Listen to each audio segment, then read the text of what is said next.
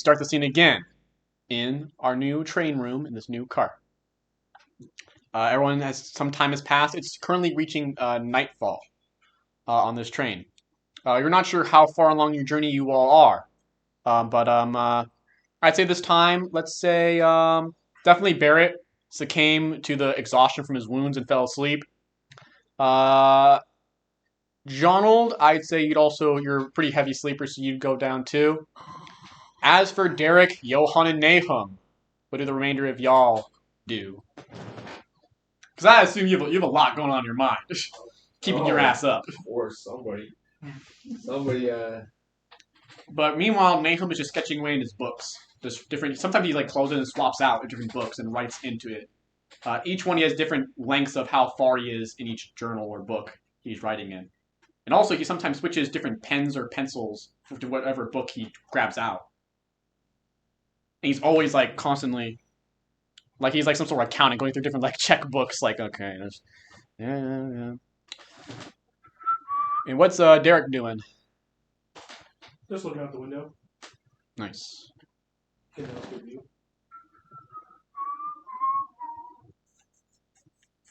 Kind of enjoying the silence for a bit. It's hard. It's a bit painful to talk with, Yeah. Blown out face. Right. I'm sorry, would you like that fixed? Fixed. That. You can fix this. Derek, the song. Sure. And Perform. you kind of realize, wait, I can feel my cheek again. How did you do? Oh, you know the song. Yeah, I guess to make things look more appealing to the eye, give Barret his ears back too. Okay. Yeah, it doesn't look attractive. It looks pretty weird. Yeah. I love when he doesn't specify his jugular. Let him keep his whole throat. I'm a smoker. Oh, I didn't. Yeah, that too.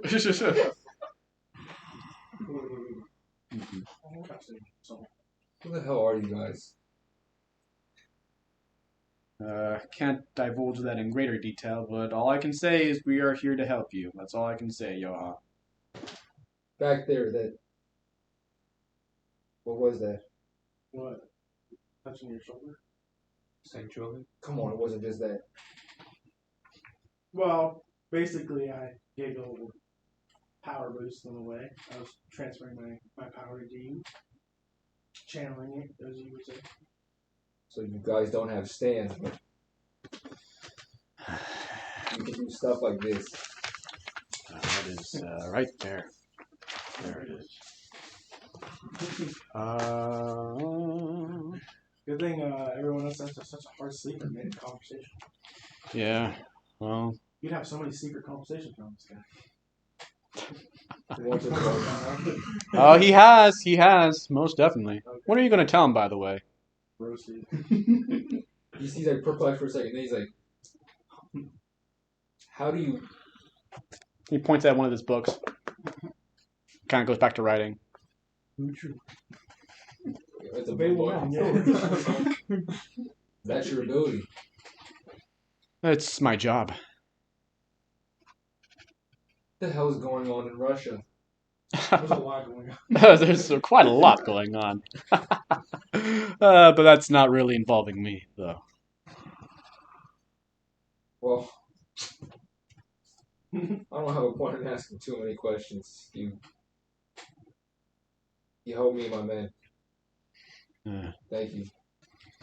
And trust me, once we reach a certain point, we will part ways.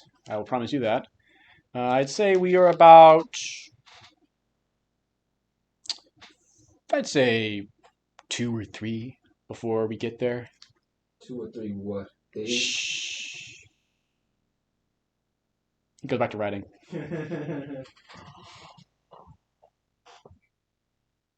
2 or 3 what? 2 or 3 what? That's as good playing as a 2 or 3. Yeah, 2 or 3 what? Does anyone get that reference? You get it? I think. Thank you, Curry. Oh.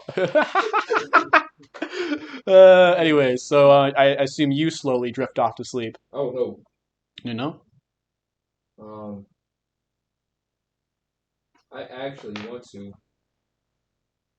in a blink of an eye, slip up onto the roof. Okay. I have just my upper half. Yeah. Oh gosh. I'm looking around outside. Let me roll for spot hidden. Sure. Let's see what's up. Because we still have the other back cards, but I don't know that everybody's flushed out. I just see we have a card behind us blown. Oh yeah, I passed. Yeah, you look around. Actually, you look. The damage. There's no damages anymore.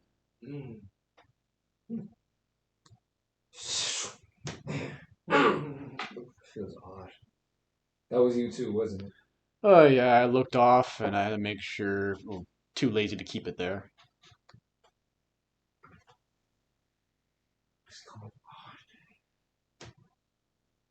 2 or 3 what?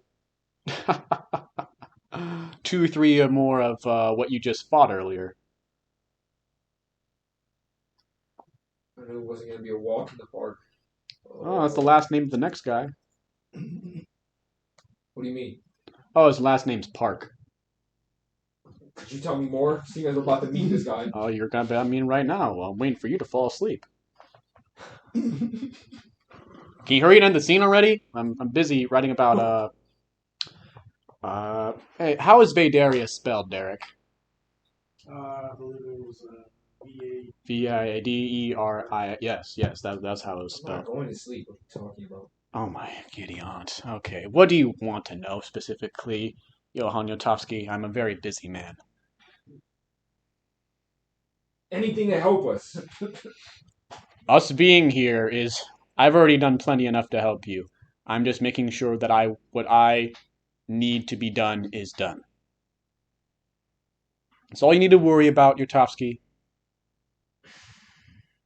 I'm not here to hurt you or either of your allies. I help you.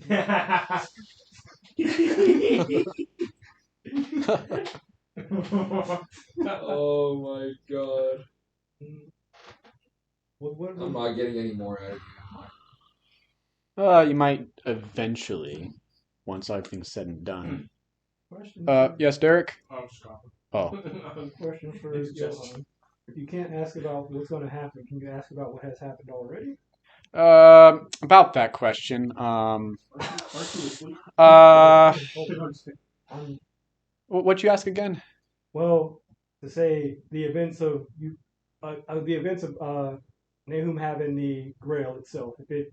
I'm not sure if Johan is interested in why a family member of the Jotovski family would hand this off. So, Do you wish to know how I got the Grail in the first place?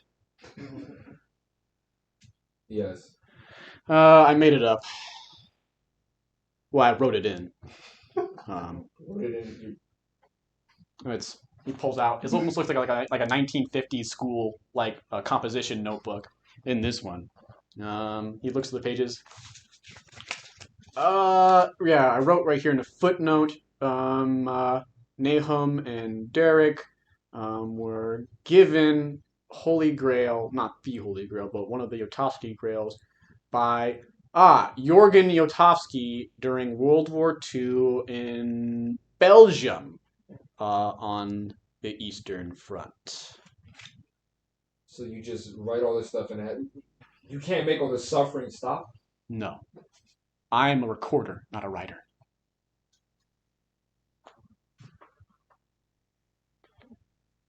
I've already changed more than I'm allowed to for you, Johan Jotovski. Technically, I should not have touched anything at all. But you'll soon see what would have happened if I did nothing. I'm waiting on you to continue the story. Yeah, knocked me out. Was that dead real? It was. And in a lot of ways, if you knew more about all of this, it still is real. He's gonna lean back. No, he's not completely satisfied, but And you Alright. drift off yeah. into slumber. Anything you wish to say to Nahum, Derek? Finally went to sleep. Knock him out. Don't worry about it, Derek. I just appreciate you for helping me out with all of this. Yeah. Pleasure to do your I don't know what you use. The physical part of this yes, aid yes, while you're yes. just standing there. Yeah. That's great. I appreciate it. I hope you are... What are your thoughts on this place? Oh, well, seems nice. Nice weather. I meant, all of this in a deeper... You've been to many different tales. Well, it's Any like this one? very unique. Not used to the abilities. Oh, yes. You'll get used to it. It'll be nice learning for you in your pilgrimage across all of that. But anyways, let's end this and move on.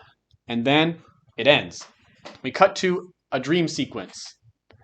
And we start off with Johan Jotovski.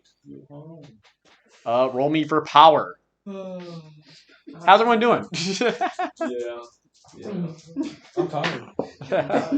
Oh my god! I'm tired. Critical success. Damn. So literally, you immediately reach that silvery pool again.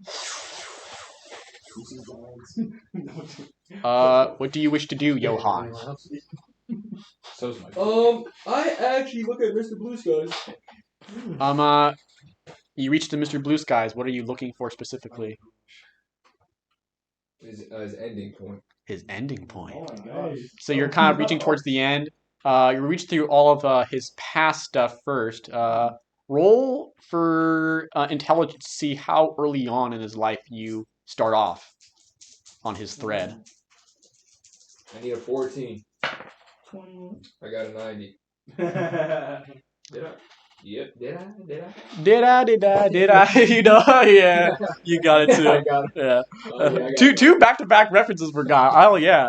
Anyways, so you start off very much what you saw through visions from Commodore's stand ability. Very much like it was before. You're looking through everything that you saw. Very much like, okay, yeah, this happened. I know. Hurry up. Yeah. Like a moment where he was sent to Yeah, the not as fast as fast forward. Yeah, and so you start getting to certain things. If you want anything you want to roll as you're sifting through these memories or what has happened so far. I am actually looking for. No, you know what? Let's just generalize. I'm gonna roll for occult. Anything that stands out, stand wise. Okay. Yeah, I passed. You're how well did you pass? Normal. Normal. Okay, so you're sifting through, looking for things that kind of stand out. Had stand out. Anyways, so you're looking through, and there is a random detail you notice. I don't know why. You're like I don't know why, but for some reason, whenever I see different scenes of Mr. Blue Sky, his eyes always seem different, or his eyes don't seem consistent. Like there's some scenes where his eyes, not even just color, just like almost like the way he looks. The eyes look different, or in some way. In certain scenes they look one way, and in certain scenes they look another way. Which is very weird, because you don't remember seeing that, or maybe you just didn't recognize it when it first happened in the moment. But now you're reflecting on the stuff you saw about Blue Sky's life, and you're starting to notice that. Mainly you start noticing this difference after he ate the fruit. Oh. Gosh. Okay. And if you want, you can roll for psychology to discern what moments do these change occur, or a correlation or a pattern, if you can try and decipher from that. Yeah. Easy.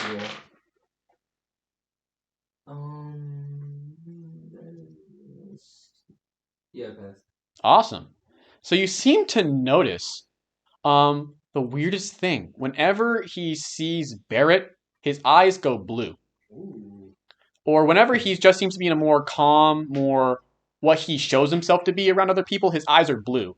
Like when he acts like regular Mr. Blue Sky, family man Mr. Blue Sky, his eyes look blue. He looks like what is seen on the portrait that Vision's made of him in the family photo. Yeah. Like this loving father figure.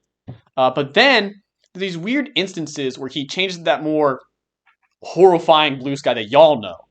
Mainly, whenever these two moments, mainly whenever he hears your name or whenever he sees you, not just you, but also whenever he sees Jonald. It's because I fucked his wife. Just Just kidding. What, they go gray? Yeah, they go gray, and not just like the color change, almost like their eyes, like almost like the around it too. The features change, like someone's looking through a peephole, almost. Before that pencil line got drawn in. Oh, God, you guys are morphing. Clayface. But that only happens whenever he like hears Johan Jotovski or JoJo, or whenever he sees you or Jonald, it sets it off. Oh, how does that mean? How does one take that? That's the ultimate hater. The ultimate hater. Okay. Yeah. And whenever those eyes shows up, it almost looks like there's like this almost like urge, like this impulse, like this itch he has to scratch whenever those eyes come out. Like he's holding back something he wants to do whenever he sees you or Jonald. I think he wants to choke us. Sexually? Oh god. Okay. And as you're reaching closer and closer to the present, you see the scene where he wakes up first, which is nothing you've seen yet. Now this is new stuff, where he wakes up after the flash of light with Unchained Melody in the fight with all the stand users and stuff. You see him get up, and you see all the people around. He starts slurping up everyone on his way to the airport. Oh my god. I didn't know he was so sexual. Oh my god. I hate all of you. He starts absorbing the potential of everyone. There you go. Like full on like desperation to like get as much power as he can. Like just no matter anyone, like pretty much any civilian he comes across with, he will absorb their potential. Curry, shut the hell up. Curry. We're all adults here, aren't we? Oh goodness. Anyways, so yeah, that's Potential kids. oh my god. Go on. Hey, he was a potential kid. Ouch. You did Anyway, get slipped up. so then he reaches the airport, kills pretty much everyone there. And No Russian. then no Russian, yeah. Then he takes the plane and goes off, and it's just kind of that for a repeat for the most part. And you're trying to okay, when does it get to like California, whatnot?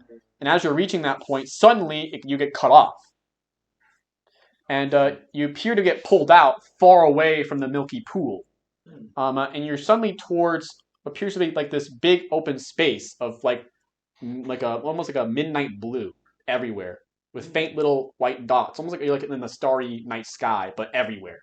But not outer space where it'd be all black. It's like almost like a midnight misty sky night blue, almost with like little stars, even below you too. And you see what appears to be like in the faint distance multiple objects floating around. Like you can almost make out one. Like it's like a giant house just floating. And you actually see someone approach you. Are you approaching me? And it appears to be this man. You actually recognize his garb. He's dressed up in typical American federal agent attire. That looks old and worn. But you see like some sort of like paraphernalia that would like maybe like a badge of some kind that he may have on him, or some sort of secret code or mark has been like scratched out or marked off, pretty much. And he's like, Johan Jotovski. Pleasure to meet you. I am Autumn Park, master of the stand Pseudo Echo, minion to Mr. Blue Sky.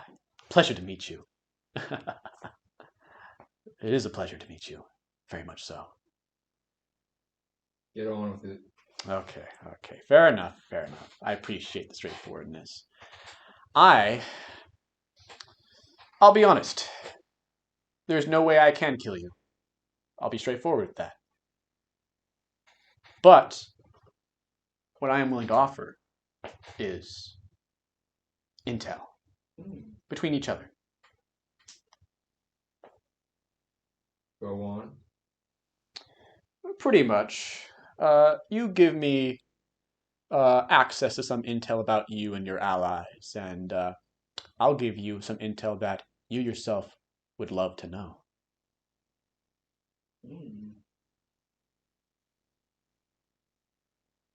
Matter of fact, I can tell you a little bit about it to pique your interest. We got time. Respectable. I appreciate it. Well, two things. One, as you know, me and my allies helped Mr. Blue Sky in wiping out your fellow spin users in Italy. Well, while we were there, when we reached your father's place, well, I have two information that I have. I know which one of us that remain killed your father specifically. I know that. And I also know your father's, not any secrets of his life in the spin, but his family secret that you were never able to be taught. I have memory of how to create a grail. What?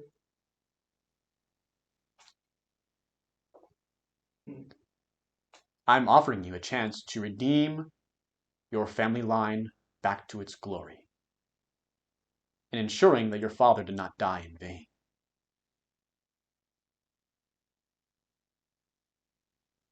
All I want is access to any intel that you may have. Can you imagine a world where none of this matters? No arrow. No grail. No constant suffering. Is that something that rolls around in your head? Well, I'm afraid my job involved suffering. You see, I was an intelligence extractor for the federal agency. I had a bit of a knack for torture, I would say. Most people within my industry would prefer not to be called that, but for me, I wore it honorably. But now I've reached the end of my days. This is actually a part of my stand's ability, pseudo-echo. It's almost as if it can access echoes of the mind, or dreams, in a way. Very interesting. I'm not fully sure what it is yet. I've sifted through it for years. All I've been doing now. And so all I offer is a chance to learn new things for myself, and I give you a better chance of defeating Mr. Blue Sky. In all honesty, I care not about him anymore. He's rolling on that one. Sure, roll for psychology.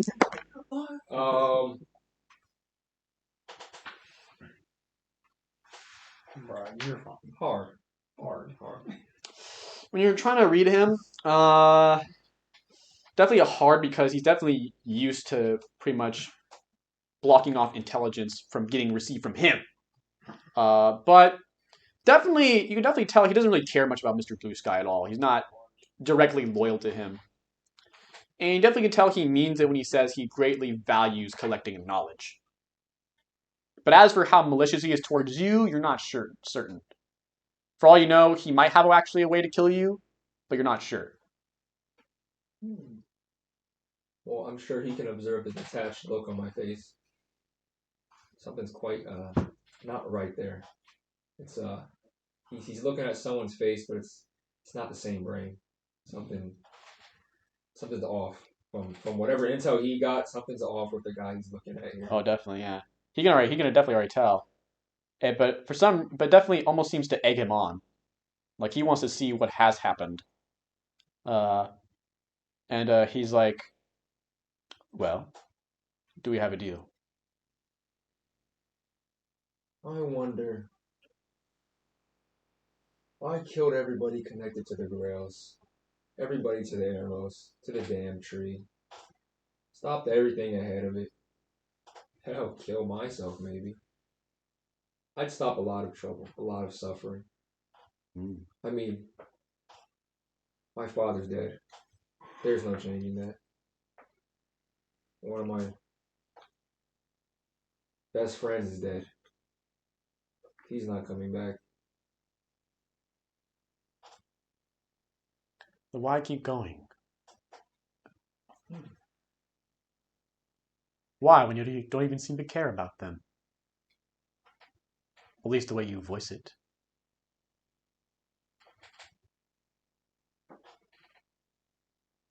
I'm looking beyond. And what do you see, Mr. Jotovski? I'm afraid that information's a bit more confidential. And your father's legacy is not worth it? What do you want, Jotovski? Well, we can start off with a stepping stone. I think I'll need you dead. Cute. Very cute. I'm afraid it's not possible for you either in this current state. I'm afraid you can't call out your stand here. But sadly, my stand has no means of killing you. And in this dream state, neither of us can really die. So we're at an impasse, I'm afraid. He takes a seat, crisscross applesauce. Well, we can get to know each other then. Certainly. He sits down. What shall we talk about?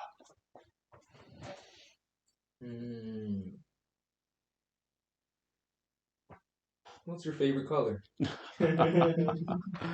If you must know, it's actually the color of the sky. I grew very fond of it over the years. What about you? Well, being as a lapdog, I would assume so. We're on the first date, guys. Yeah. Red wine? I've always liked silver. Really? Why is that? It's not as flashy as gold. It's magnificent, though. Even now, I can still see my father's steel balls. You know, the first time I held one, I was 5. Ah, I thought it'd be some plaything. It was like a rock to me, you know? yes. And when I knew what it could do, this is something my father used. This was a tool. This was a medium. Mm-hmm. Changed my world. Mm-hmm. But just something else about it. It was just different. In what way? It had a glare. You could see that sparkle in somebody's eyes, and it was the same color. It was bright. It was like you're peering into the future. Silver. What a magnificent color. Roll. What do you want to roll when you say that to him? We can go ahead and roll willpower. Sure. Uh-oh. Yeah. Ruh-roh. No. It's funny choice of words. You mentioned that, actually. Tell me, what more you know about the color of silver, Jotovski? It seems to be something quite familiar to you as it is to me. So why don't we delve down that subject further? Well, an eye for an eye, sir. As soon as I'm done, I'm going to need to hear something about you. Sure. Well, for one, of course, your boss. Mm-hmm. It's ironic he uses the perfect shade. Such a chromatic silver. Yes. Almost like a steel ball. Yes. And this whole thing, everything going on, I mean, around here, this is not my ideal space, but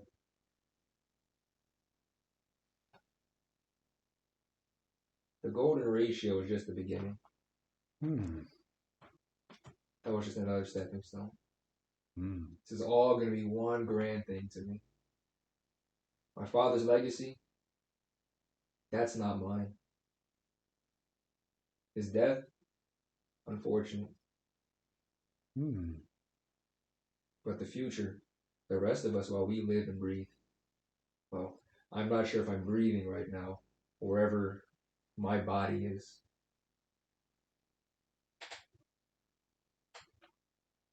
They're going to go beyond all this mess. And it's silver's just, it's power. It's Potential.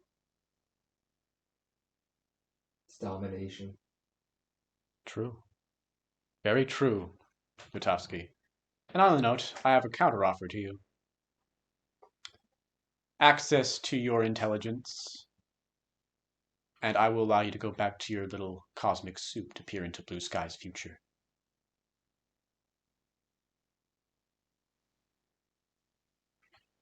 Find Blue Sky's end. Oh, I should ask a question too. What? How does time pass in here? In here? What's Quite. its correlation to the real world? Well, time passing here is quite relative to the person's perception of it. After all, they are reflections of the mind. Echoes, if you will. Partial echoes. As far as I'm concerned, we're stuck here. Yes, we are. You'd be surprised to believe I could wait here to the end of time.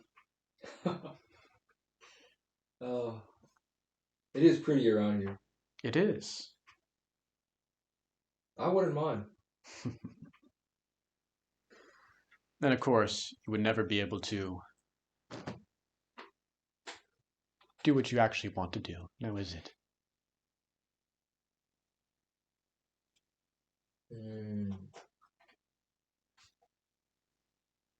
When you say intel, what are you really after? What are the core things you want?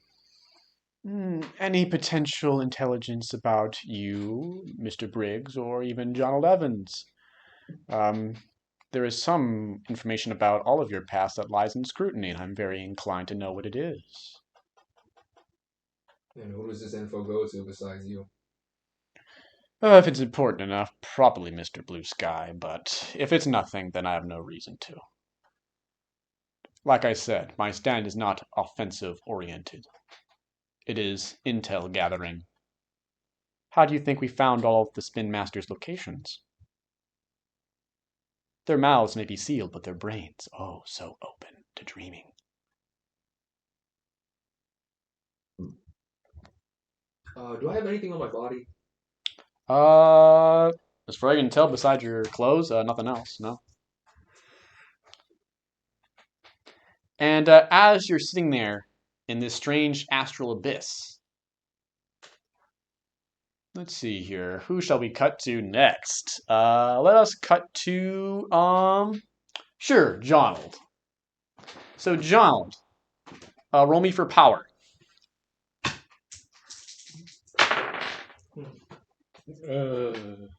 Don't make that sound. You're the strongest one of us here. He just shocked because he had a critical. Yeah, that's it. I'm gonna make that a regular success. I feel like there should be some kind of advantage to this because of how deep John sleeps. Like, So you see, within this strange dream you've entered, very much like the same background that Johan sees, but you are closer and see these three objects in the distance, very much profound, almost like in like a little limelight. Each of them. What you see is like a giant snow globe. You can't tell what's in it yet; it's too far away.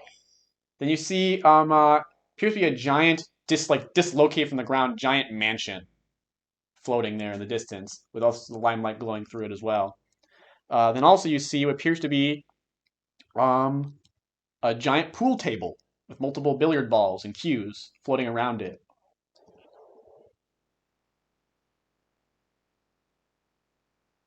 I would like to walk towards them. Which one would you like to walk towards? Oh god. You want to roll like a D3? There's Or a- D4? D4, yeah. Yeah, we'll do One, a D3 one minus for one. snow globe, 2 for mansion, 3 for pool. Yeah, here we go. So it was a 1. So the snow globe. So you reach this giant snow globe, and when we look at towards more to it, you actually recognize this as what appears to be an ancient rustic, Russian village in heavy snow. Oh, wow. And when you reach it, you almost feel like you can like almost go through the glass almost. What's going on? I would like to. Sure, I'd like to go forward and to see if I can reach in. Yep. And as you're reaching in, we shall cut to Barret. You're in the same space as well, but all you see is the floating mansion and the pool table with billiard balls and cues. And you recognize the mansion partially. It looks like red sky / blue sky / gray sky's home, but some details are wrong. Let me try idea Sure. real quick. To identify any discrepancies. Right.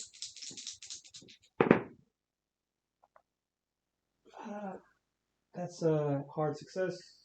All right, you immediately because that memory's been burned into you, and you definitely see the iconic red color of like this big like regal mansion definitely has faded out. But there's some parts of it where it's almost like painted by a completely different color, like almost like it's almost like a very caramel brown texture in some areas, but not like someone like splattered it. Almost like some parts of another house were like grafted onto it.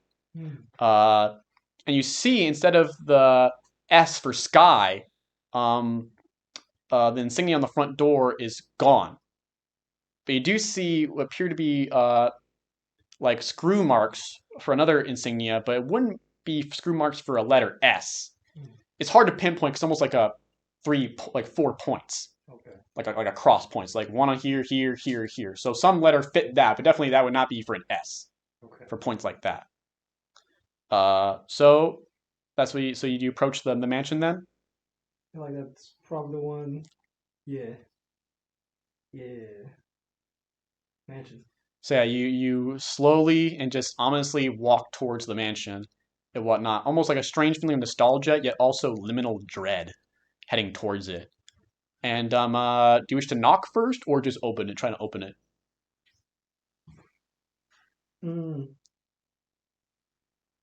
We're done knocking. I've never heard someone being like polite during a dream. So Yeah, so this like the opening of Luigi's Mansion, like dun, dun. And it looks very much, actually, before we see that, she'll cut back to reality with Derek and Nahum. I think it's about time that Pseudo Echo's effect has ensnared them in the dreams. Derek, allow them to open their horizons, if you would. Sure, whatever you say. All right. And these once impenetrable barriers that you're trying to struggle going through, almost like you awaken a higher awareness, almost like a lucid dreaming now. You've managed to flow into it, and you almost shrink down to size into this old Russian village. And you walk in, instead of darkness, is a well-lit, although the old and cobweb-ridden mansion interior of very similar to the interior of the Sky Manor of Red Skies.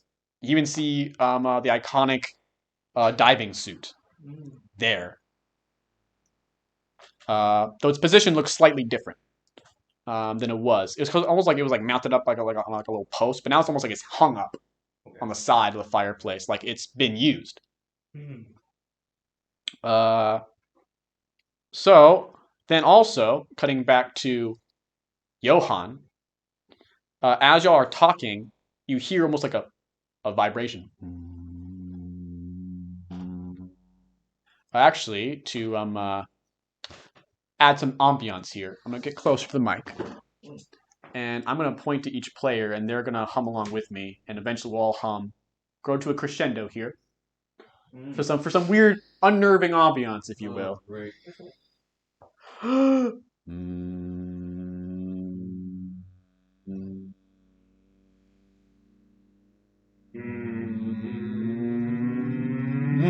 we go. Just there's some weird stuff for to make all the people who listen to the audio like, what the hell's happening? Just to make sure they're paying attention. So suddenly, as this humming's happening, Autumn looks around like he actually does not know what's happening right now. It's like, what's this? But you sense, for some reason, something tells you that Derek's doing something about this. And he's like, how are you doing this? I'm afraid I can't disclose that information. You swine! And you manage to get pulled out. I've got friends on The other side. And I'll say, so you get so you get pulled out. And you do see off in the distance that primordial potential cosmic soup, like almost it actually looks like the moon in the starry night sky. But you do see to reach it, you do see a giant pool table with billiard balls and pool cues floating, almost like a bridge to it. okay. And I assume you head forth. Yeah, we grab one of the sticks. All right. And before we begin that, let's cut to Derek. You are now approaching the stand user Autumn L. Park. And who are you? Well, I better ask you the same thing. Oh, cute. He's asking me the questions. Because no matter what I tell you, it's pointless. What do you mean by that? Because you won't let me live long enough to even remember. You think you can hurt me here?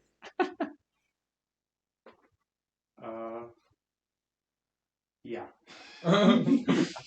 Walks up and socks in the face. Oh, Tell me this hurts. what a bluff you're calling against me. No one who's ever been brought here has ever been able to put even a scratch on me. Who said I was brought here? I walked in. No, that can't happen. That's not possible.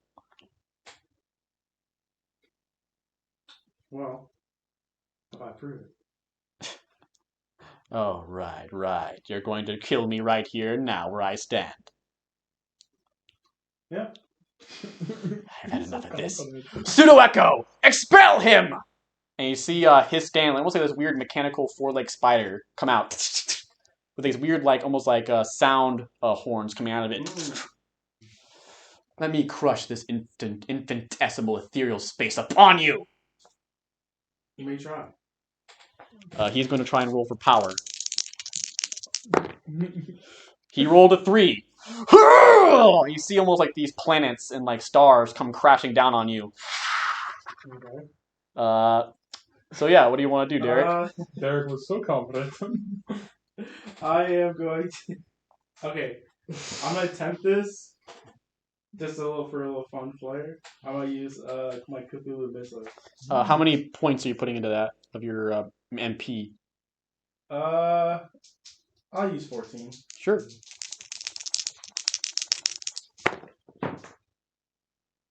Well, that my Cthulhu Missiles fails, Okay. so I'm gonna fail on that one. All right. So he hits you with these plants and whatnot, and you get pushed back and stuff. See, mere child's play. Like I said, you have no power here. I slowly get up. You are a mere joke of a mortal in this realm. I am an ascended being in this plane. Ascended. You heard what I said. You believe you're ascended here. Yes, I am. Park, Yes. you don't even know what the meaning of ascendancy is. Oh, then by means, tell me. Show me. Okay. Sure. Roll for Cthulhu again. I'll show you. Oh, no. No. You want My combo. you want to re-roll for that? Actually, you know what? No, actually, I know what I'm gonna do. Because I'm tired of these games. I'm serious. I'm gonna spend some money. Let's see. Little luck points never hurt no one. Yeah, I'm actually gonna use all my luck points. Lovely. Yeah, I'm gonna use all my luck points. So I succeed. yeah. Yes! So literally, describe what happens Okay. in this scene. Okay. So I assume the theme that plays when the people die in the Lost Ark scene, that music plays. basically, almost like I grabbed hold of his mind, almost. What is this? But this is the mental realm. How are you? You believe you're ascended. Once I have thought the same.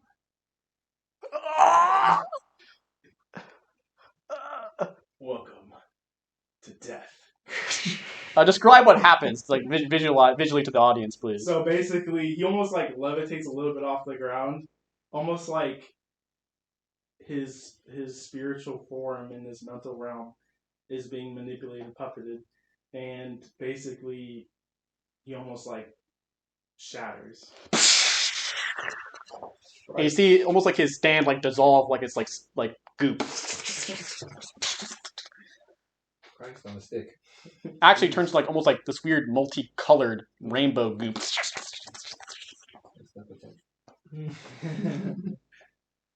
And scene. Rainbow flavor potential? Tasty. We cut back to Barret entering. Actually, that one's too spicy. Let's start off with Johan Jotovski. You land at the very edge of the beginning of the one side of the pool table. On the other side is the moon, you could say. Well, actually, in this case, the moon comes down and turns to the white billiard ball. Let me roll some geometry. Alrighty. Ooh, thank goodness I passed. I passed indeed. Alright, what are you using geometry for? I'm assuming the rest of the balls are there. Yep. I want to hit the perfect angle to strike the 8 ball into a hole. Alright. So you got the angle ready, you End the game so soon? yeah, you knock this huge 8 ball that towers over you, and you knock it with this pool cue. And it hits the white. You want to just have the 8 ball go in the hole, or you want to knock the white one into it, or knock the white one into the hole. okay. You just want the white one to go in, or want both to go in? Hey, both. Sure. And when you do that, you hear Mondo Federico's voice saying, like almost like an echo. And it says, I'm sorry, Jotovski. Mondo. Is that you? Where are you? Nothing comes. But you do see a glowing, almost portal in the hole you knocked it into. But you do see all the other billiard balls still there on the field. I'm more concerned with the portal. All right. So I'm a peek in. All right. You look in the portal, and that is the place with all the potential is at. I'm going back in. I'm going in the portal. All right. And as you enter in, you head towards it, and we shall cut to Jonald.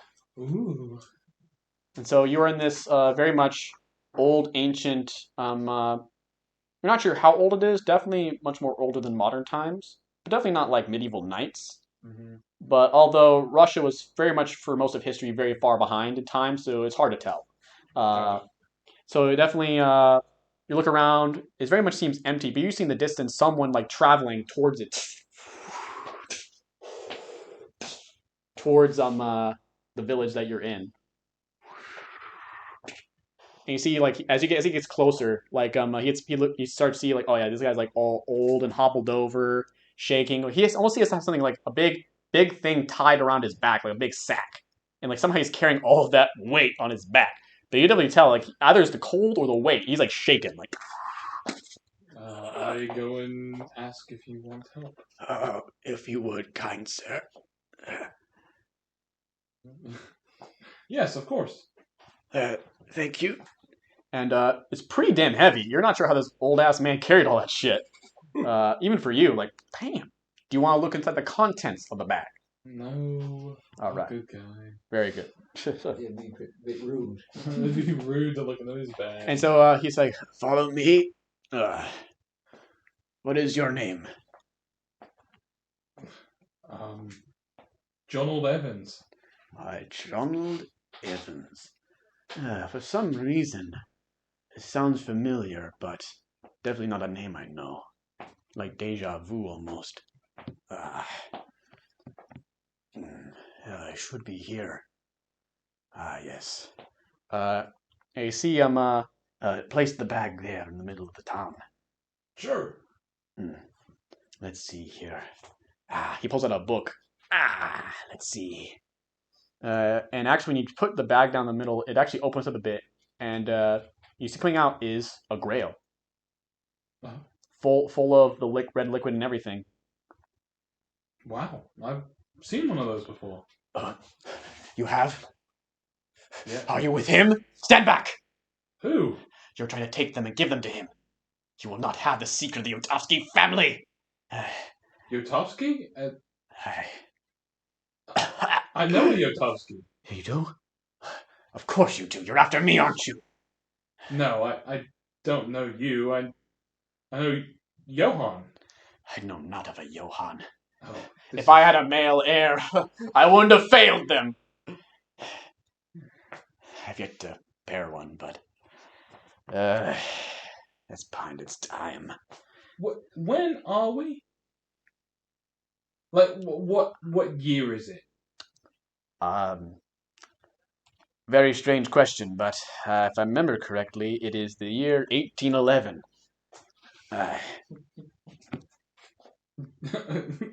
Jonald goes wide-eyed. I think you need to lay off the drinks, my good friend. If the year 1812 surprised you, Napoleon will scare you even more. Napoleon? This is impossible. Well, anyways, if you're not actually an enemy, please help me in destroying these things. The Grails? Yes, I'm about to do an incantation to destroy them. But they are most definitely needed in the future. They are not. They are most not needed. If they exist, and if he gets them, it'll only be another tool for his occult means. Who is he? You not. As we just determined, I'm not the enemy. He takes off his hood, and you definitely can tell some slight, very, very faint, maybe similarity to Johan, but he definitely looks really old. He's like, Dio and his minions. Who's Dio? Who is Dio? The greatest threat to all humanity as we know it? Of course, an average bloke like you wouldn't know. Well, by the 1950s, he's not around, so... What? So you know how we're in, what year did you say? 1811. Yeah, so I'm from the year... Oh, no. I see what it is now. Dio probably thinks I've gone mad. He's trying to manipulate me into handing over the grails to him. Isn't that right? Is that it? No, as I just said, I don't know who Dio is, sir. It doesn't matter. I need to destroy these things. What do the grails do?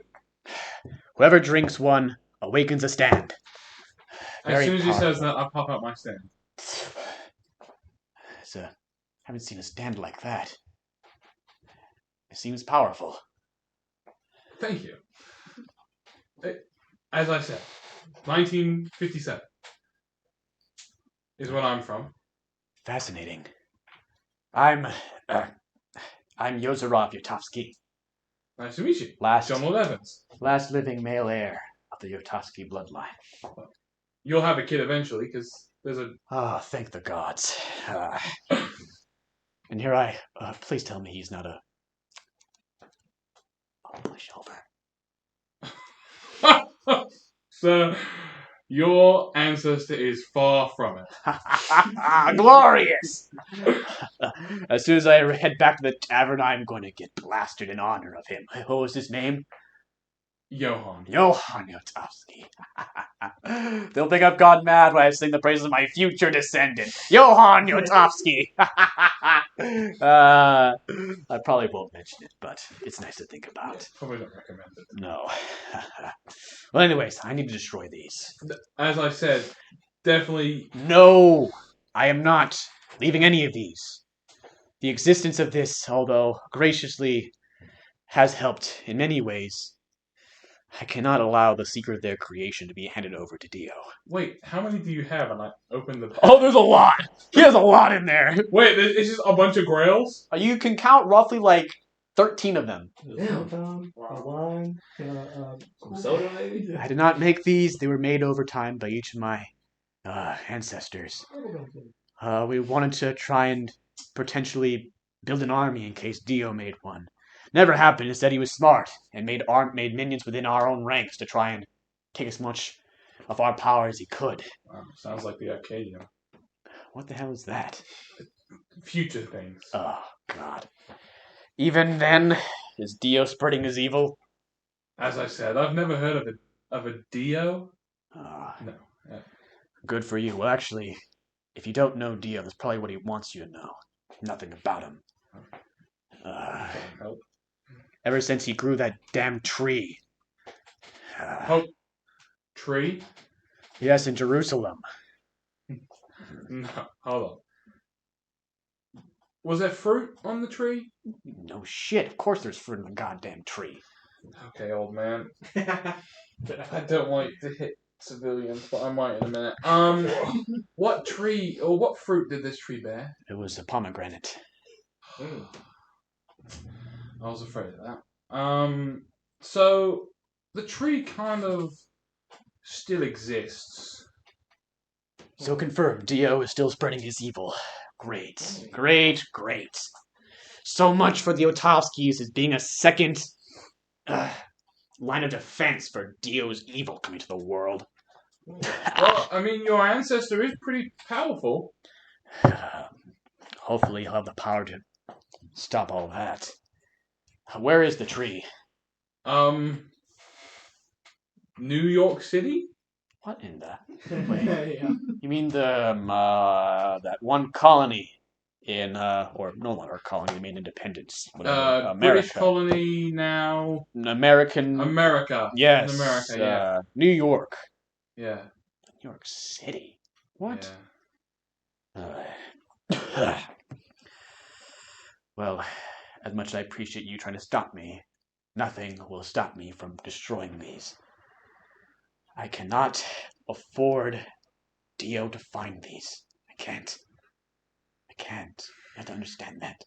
Whatever those horrible things you experienced with that tree, imagine that, but twice with this, if he has this. That sounds quite bad. Yes. Tell you what. You seem like a very promising, powerful individual. Thank you. He actually takes out the one that came out.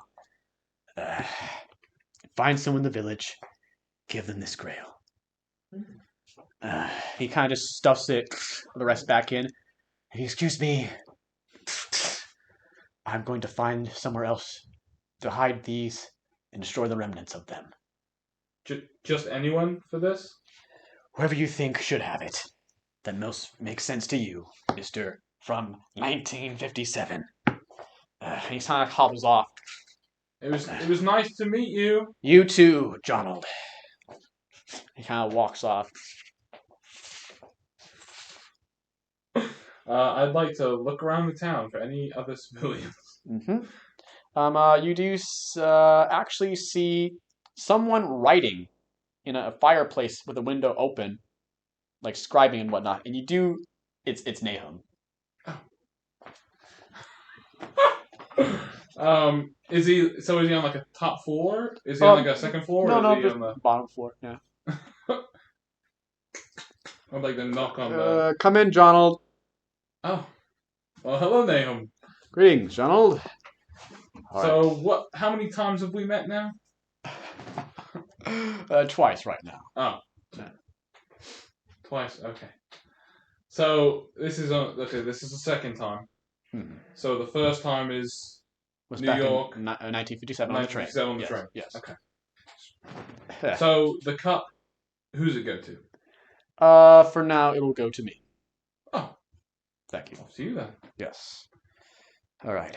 Anything? Actually, of curiosity, anything of importance you've gained from this?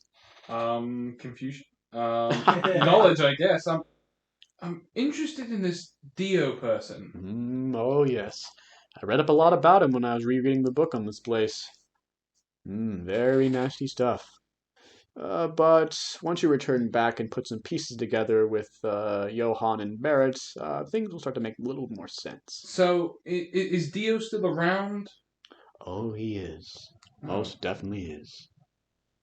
Okay, that's not great. And then him, the one I just met. Jotovski, yes. His story will come to pass. Worry not about him. So, this is actually happening? Actual time travel? No. It's an echo to the past of sorts. As I say. These events resolved in a different way, but effectively the same. Interesting. Interesting man. Yozorov? Yeah. Oh, yes. He made the grails? Oh, the family line made the grails over time. Currently, he's the last one who holds the secret and the grails themselves. That would have been a good thing to figure out. And you look around and you see two people on horseback, darkly cloaked, heading off past the village. Not towards his direction, but towards, just sort of still straight towards his first vector of travel. And those are the people hunting him. Luckily, you steered them off their course. That's a good thing. Oh, yes. That will set up for another story. One of love and sovereignty, I shall say. Huh. Sounds like an interesting story. Oh, it is. But anyways, it's time for you to head back to reconvene with your allies. He tips his hat, and then you kind of just... And now we shall cut back to Barret. And you enter the manor and whatnot, and you see a giant oil painting over the fireplace. And it's actually the family portrait of your mother, Sky, and you as a baby. And you see the portrait. He is huge, almost like lined in like this golden frame too. Very regal. I think I would get closer to it and try to imagine that as a possibility at some point. So yeah, you're looking into it, and definitely, you're kind of looking at your mother, very much the same, younger of course back then, and the baby you. Very interesting seeing you as an infant now. It's like strange. And then finally, you look at the coup de grace of this art piece, which is Mr. Blue Sky, and he has you notice in this oil painting, he has those silvery eyes that he has usually when slaughter time begins. So you see the portrait of him looking, but definitely does not have that loving father expression that would typically be appropriate for this photo. It's almost like he has this cold, almost like calculating glare. Not as if he's looking past the frame, like he's looking beyond.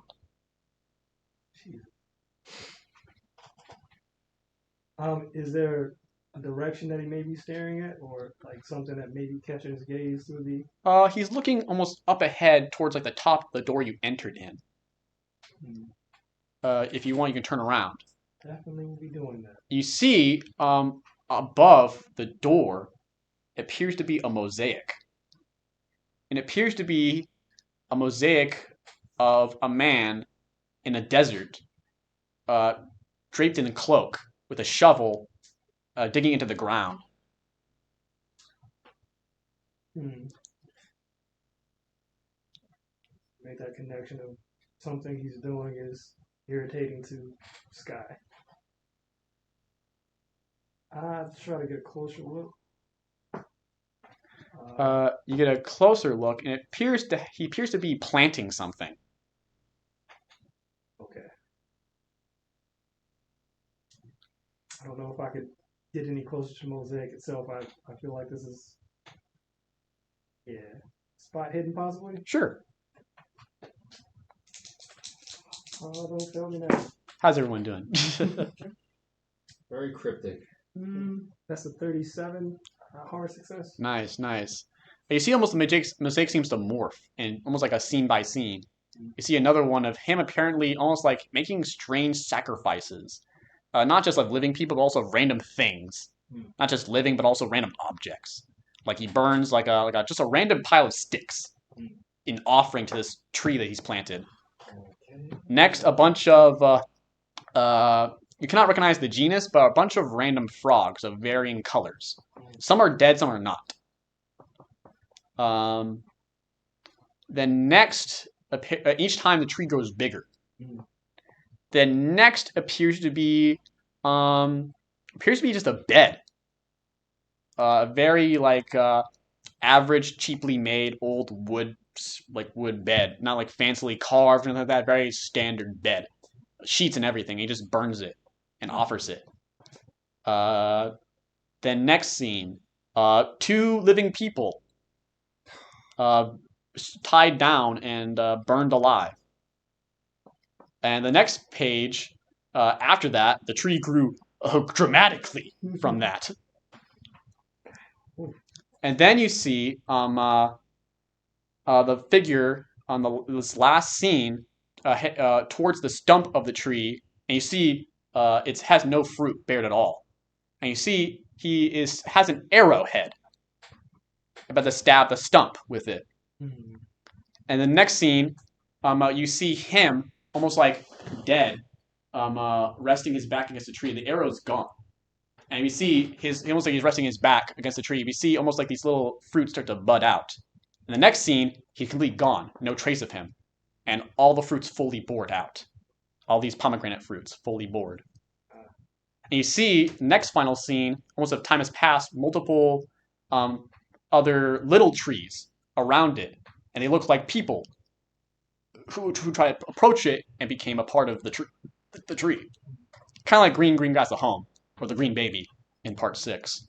But instead of just turning into generic plant monsters, they literally just turn into trees. And when you see all that happen, you hear almost like a creak behind you. I think I turn around as slowly as I can, not to provoke it. You see the fireplace is gone. And instead, the big portrait is now all the way down to the ground. And it opens up like a door. It's an open black chasm. Where it goes, you are not sure. Guess I'm gonna find out. You walk in, and as soon as you step forward, you fall. And you land on top of what appears to be a huge, like a giant pomegranate fruit. And you see everywhere, almost like this big abyss, like almost like these winding roads, are these red carpets, these regal, beautiful red carpets, winding like almost like a Rainbow Road from Mario, like winding this infinite abyss like bridges up and suspended in space.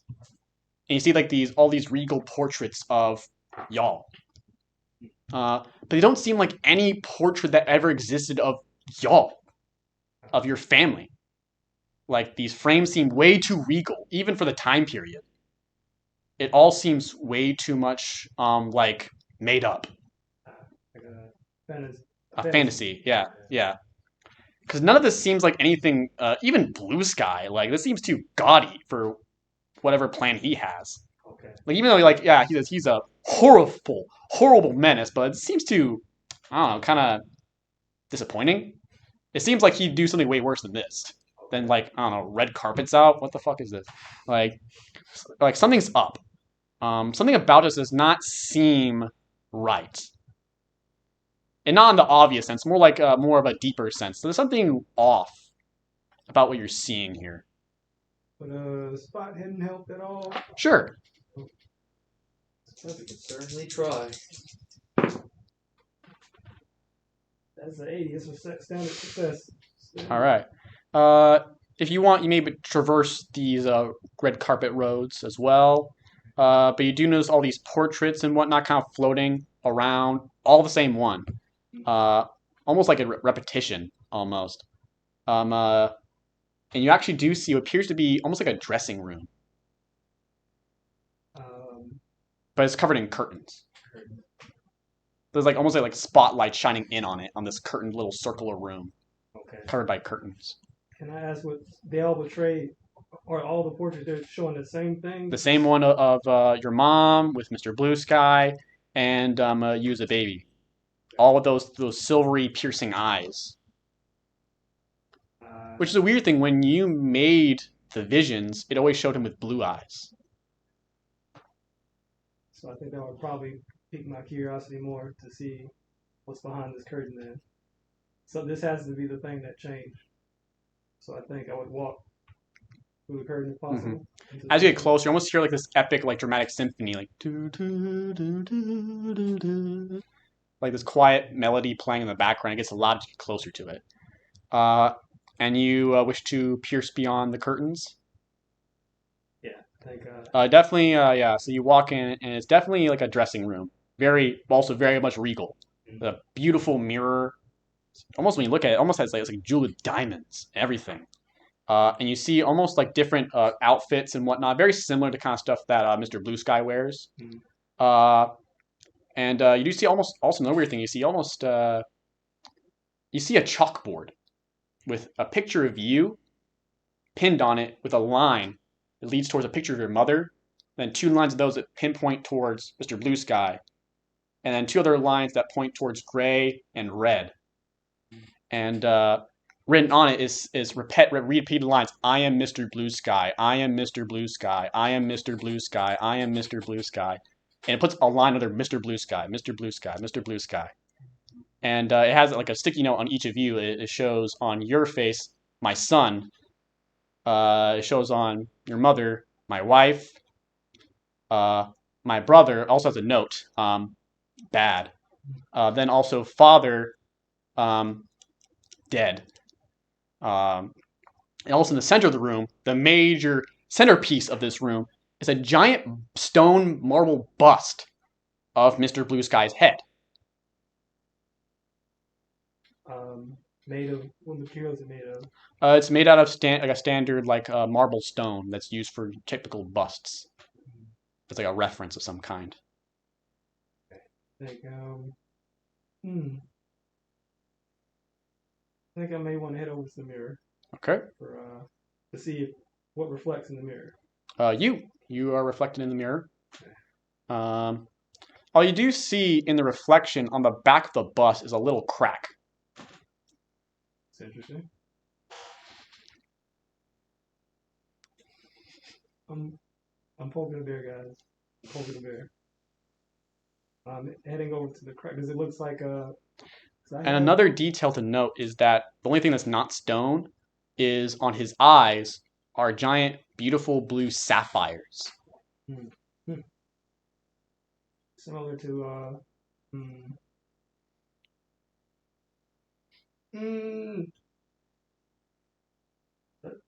Let's pick at this statue. All right. Roll for power to pick away at it.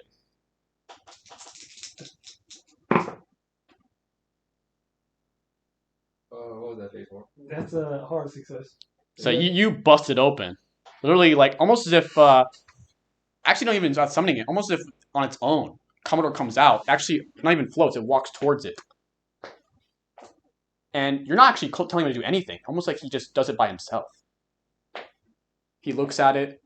Granted, obviously his hat's covering his eyes, so but he almost like wields his like paint like a hammer. Oh shit. And the whole stone bust breaks. But as it would appear, the 2 sapphires fade away. Behind the stone outer layer is a beautiful gold sculpture of a bust of another person. You do not recognize this person. But behind those sapphires, his eyes, specifically instead of gold, are a sharp, glaring, sterling silver. But this person's head, this bust was. This person is definitely. You do not recognize who he is. Definitely not Mr. Blue Sky at all. I don't know if I would get the symbolism in that. I don't know. We could try rolling for Psychology. yeah. I don't. All right, guys. The magic number to beat is 1. This is not good. I know. It's 49. So, but no, I had to make a 10 and still make 49. So yeah.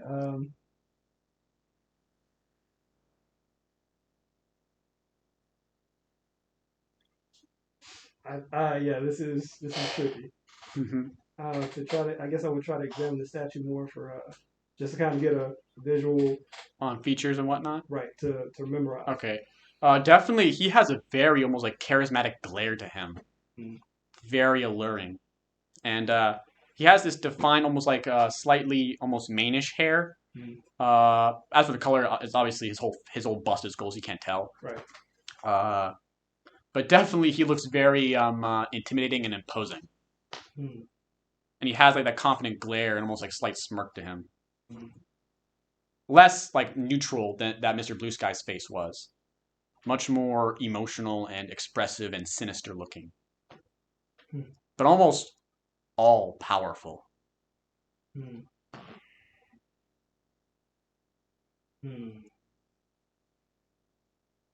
the rest of the dressing room itself.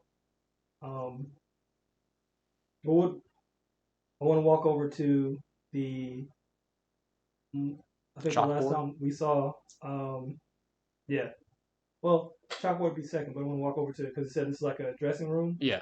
See if I can find the clothes that my father wore in the painting originally. Oh yeah. You can easily find it. Yeah. See if we get because I'm sure there's a size difference between the sculpture and the statue that is no longer. Yeah.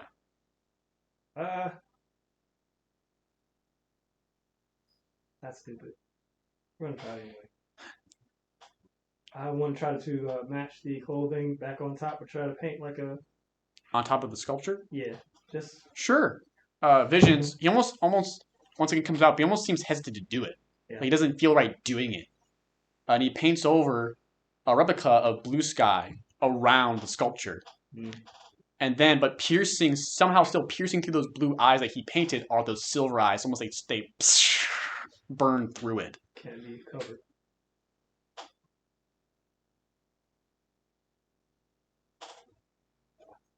Father, I'm sorry. The whole world was against you. And I want to go back in front of the mirror this time, dressed as my pops. Oh.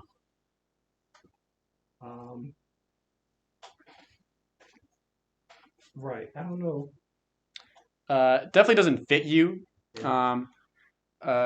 It's a little bit. It's a bit tight in the dress shirt area because you have more broader shoulders than Mr. Blue Sky does.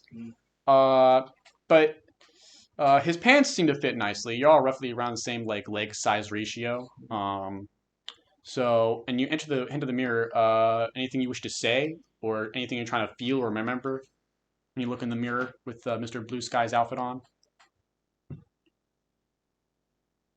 I think the closest thing would be sense of determination to get what I want out of this situation that's going to happen.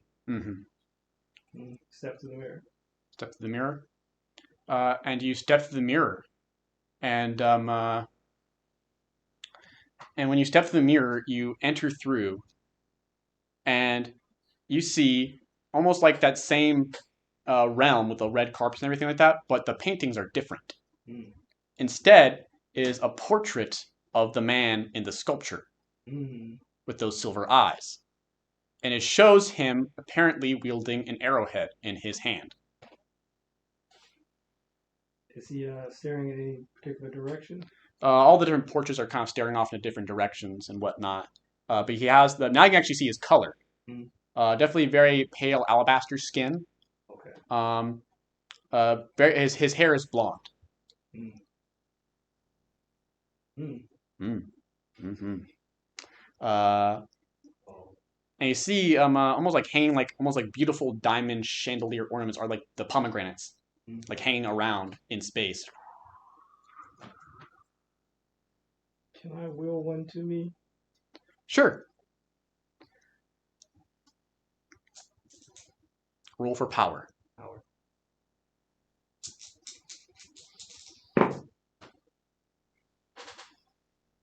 Doing all right? Question is, do we want to extreme it? Because it's a hard. Do you want to extreme it? I think this is fine. Well, all right. So you actually will the pomegranate to you, and it kind of just this huge pomegranate kind of rolls towards you.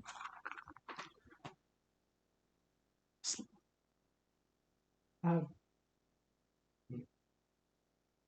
want to take a bite out of it.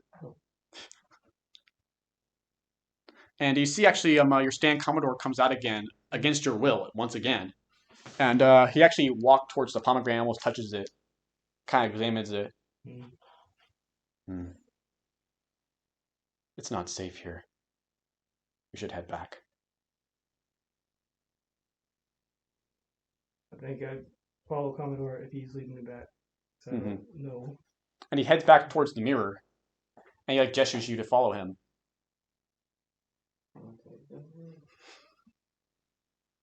And you grab his hand. What? What do you wish to do? Spot hidden. Sure, roll for spot hidden. Anything you're trying to spot? Who's under the hat? Yeah, I think more so because this is the first time Commodore's talked to me in here. Does it sound off? I guess that's what I was it sounds like Commodore's voice, but for some reason it sounds familiar, but not familiar to Commodore's voice. But definitely sounds like his voice. But sounds like another's. That makes sense for you, though. So it's a hard success. Yeah, as you're getting closer, you start to realize his voice sounds like someone else. It's like these two voices I haven't realized were the same the entire time, because I associate them with two different people, but they are the exact same voice.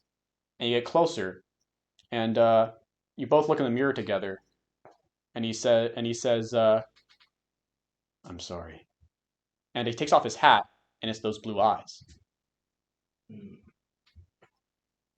Those same blue eyes in the portrait.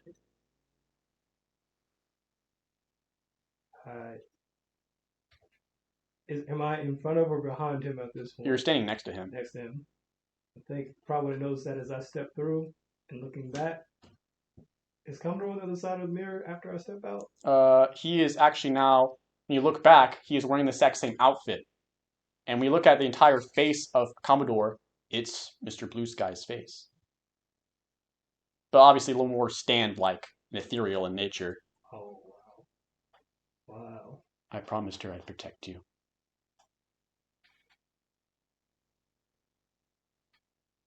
And I still will. Yeah.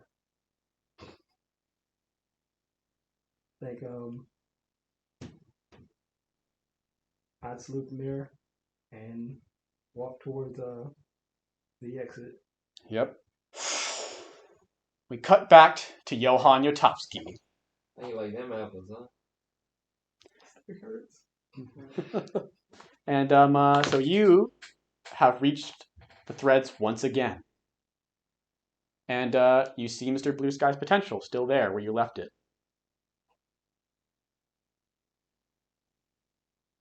I'm actually going to look at your allies. Yeah, let me start with Zeb. Zeb Medley. So you see, you actually see his goes on way longer than yours. And you're like, what? And you look ahead, and you see his version of the fight from how it's supposed to go down. You see it like you behind the car with him, and y'all jump out, he instantly kills Craftwagon like he did. Yep. But instead, during that moment when you did try your final attack against Volk's Thunder, Boy of the Decade did not awaken, and one final wind attack killed you. And you see Zep's like, damn it! And Johan's like, ah! Oh no, I mean Jonald. He goes full blast and completely like incinerates Volk's Thunder. And Johan falls down to the ground.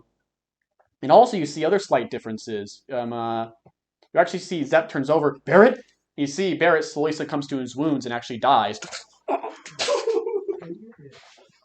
And Zep's like, shit, what do we do? And Greaves like confused and whatnot, and Jonald's confused as well. And then it cuts forward, and you see instead of you see them fighting the master of the Arcadium. At the same time, you see in the distance and faint views of Zep's peripheral vision, Zep's actually 1v1ing Hit the Road Jack with Heartbreaker Act 2. Like full on using buildings to get in his way, like full on dodging and shit. Like 1v1ing Hit the Road Jack. And then you see in the distance, you see two other people fighting from building to building, and you see a glint of that liquid mercury. And also you see in the faint distance of whoever else is fighting him, you see nuclear assault. What? And also you see multiple of the federal agents that you fought all fighting Gray Sky in his stand. Oh my gosh. Oh my gosh. Okay. And you also see members, some of the people that work for Mr. Blue Sky, Fush Mu Yang, Autumn Park, and some other mysterious figures fighting Mondo Federico and Magneto Wings. You actually see Dr. Solomon with a fucking club ready to throw down. And you skip forward ahead, and you actually see Zep through a chaos-destroyed city. And you see he steps before the deceased body of Jonald. And you see him and Blue Sky killed each other in a final fight. They both died together. Both a huge-ass hole in their chest. And you see a bunch of federal agent corpses and other random stand user corpses leading up to the corpse of Gray Sky finally defeated. And it cuts to a scene within the Arcadium throne room chamber, and sitting on top of it with almost like a chain around his wrist within control of it is Zep Medley, sitting on it, and next to him is Greaves, and with a music like dun dun dun dun dun. And he kind of just sits down and takes the place of the Arcadium's master. But he is the only one left alive, besides Greaves. Let's look at Barrett's next. So you look at Barrett's. Christ almighty. His fate ends, like I mentioned before, him succumbing to blood loss. Okay, so same thing. Yeah, but you do see in his vision, the last thing he sees is Commodore comes over him and takes off his hat. And you see, roll me for intelligence, actually, to try to connect the dots here. Not happening. Yeah, you're like, okay, he took off his hat? I didn't know he could do that. And kind of just like almost like comforting him in his last moments. And like he's saying something, but you can't hear what he's saying to him. Well, could I make... Never mind. Just from my earlier vision about seeing his features, I can make an assumption of somewhat. I'd say so, yeah. Of not who the identity is, Yeah. just the situation. I'd say fair enough, yeah. Okay. Please, let's check. All right. Evans. You see, in this memory, or this, it goes down pretty much the same, but you actually see Mr. Blue Sky openly actually kill Scarlet and also his son Sonny right in front of him. Absorb them. And you hear him say, "What did they mean to you?" And he says, and you see Mr. Blair responds with everything that will happen from here on out. And they both charge like. That would be badass. We should do that. And you see like full on like Jonald's bare chested and shit, all cut up and stuff, like fighting Mr. Blue Sky throughout like rubble of a city. Like he's like shooting his quicksilver bullets. He like deflecting with the radiation. He full on punches a rock towards Mr. Blue Sky. And it ends with them both striking each other. This can't be how it ends. Not me. I had so much potential. And Jonald simply says, and look where you wasted it. On yourself. And he pushes him aside. He actually looks behind him. Oh. So that's how it was.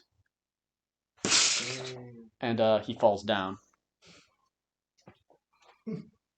Grisly fate. Damn. And that is what would happen if Johan did not awaken Boy of the Decade at that very moment. That's how it has to be. What about Greaves? So you look through Greaves' future, and you see he's still alive, and he pretty much serves as like an advisor or right-hand man to Zep Medley, master of the Arcadium. Oh my god. What an unfortunate future. Get me off this thing. I'm done. I'm done. Not looking at anyone else's? Actually. Whoa.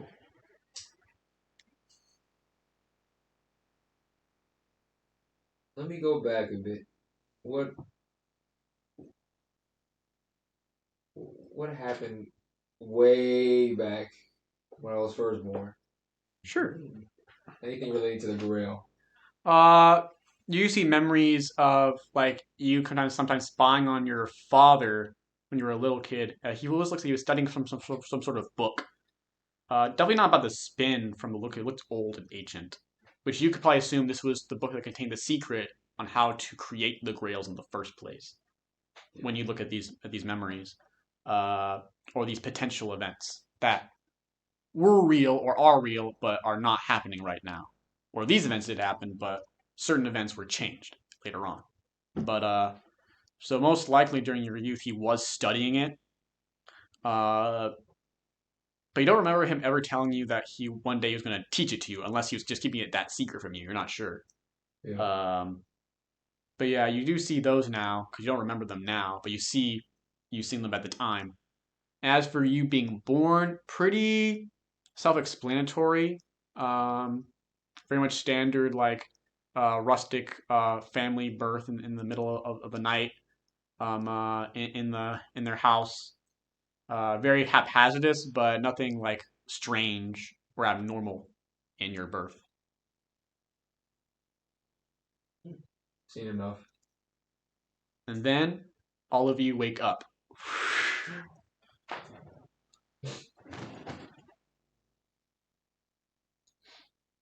Also, you realize your ear and jugular are back.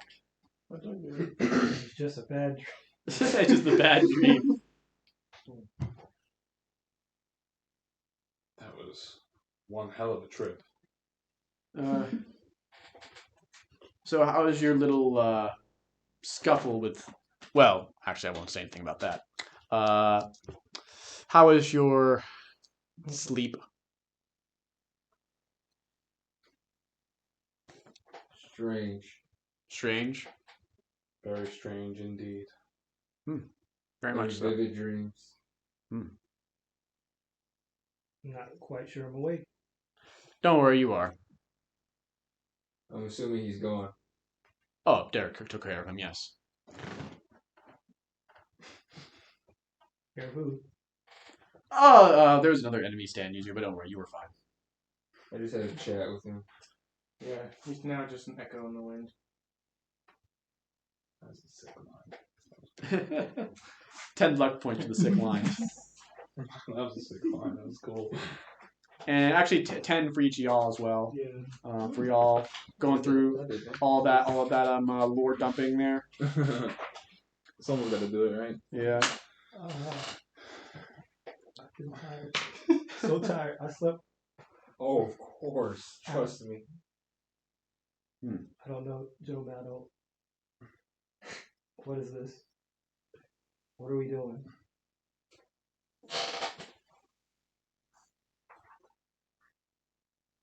Yeah. What are we doing? Why are we running so hard into this?